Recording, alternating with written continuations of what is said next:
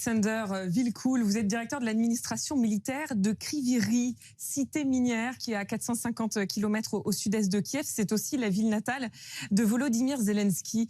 Quelle est la situation dans votre ville?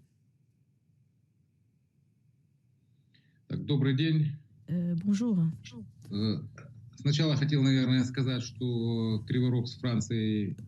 Tout d'abord, je voudrais dire que nous avons beaucoup plus de liens que vous ne pensez entre Kryvyi Rih et la France. À la fin du 19e siècle,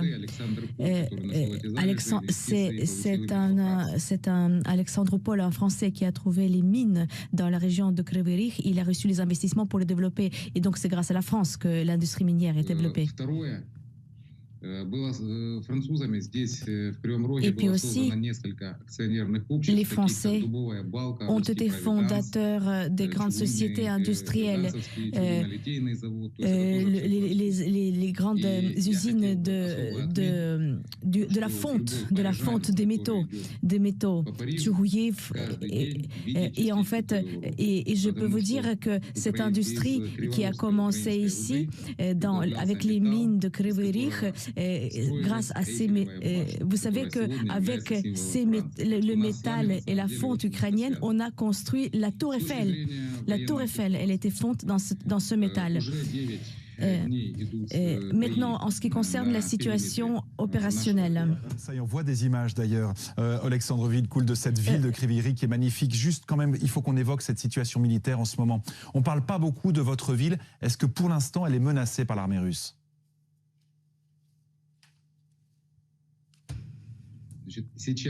Donc actuellement, 9 jours de combat à la périphérie de la ville de Kryvyi Rih. C'est-à-dire que l'occupant se trouve entre 17 à certains tronçons à 40 km de la ville. Notre ville est très, très importante, une importance capitale parce que c'est une ville industrielle très importante. C'est pour ça que nous avons dans la stratégie de défense de la ville plusieurs lignes de défense et les troupes ukrainiennes ont dû remonter de Crimée en passant par la région de Kherson, les troupes ukrainiennes, pour mieux défendre la ville de Kryvyi Rih. Nous nous sommes préparés pour défendre bien la ville. Vous évoquiez il y a un instant le lien de votre ville avec la France. On vous doit la Tour Eiffel. Alors déjà, je vous remercie pour ça. C'est une ville aussi qui est symbolique. Je le disais tout à l'heure parce que c'est la ville natale de Volodymyr Zelensky, le président ukrainien. Est-ce qu'à ce titre, vous craignez que l'armée russe, si elle arrive à s'approcher, elle s'acharne sur votre ville?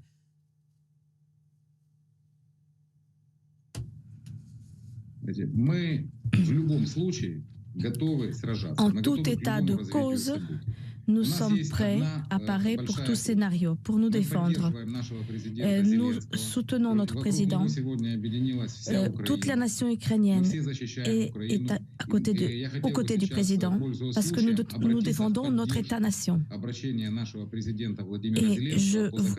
Et je voudrais aussi soutenir l'appel du président de fermer le ciel ukrainien.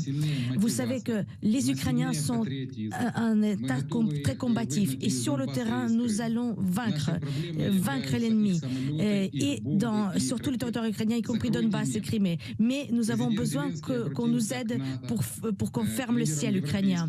Le président ukrainien a retiré ses appels et à l'OTAN et aux États-Unis et aux partenaires européens. À plusieurs reprises, il a demandé de fermer le ciel ukrainien. Donc c'est en cela que nous avons besoin de soutien. Et votre président va peut-être renouveler cet appel cet après-midi devant les députés, les sénateurs français. Merci infiniment, Alexandre Villekoul.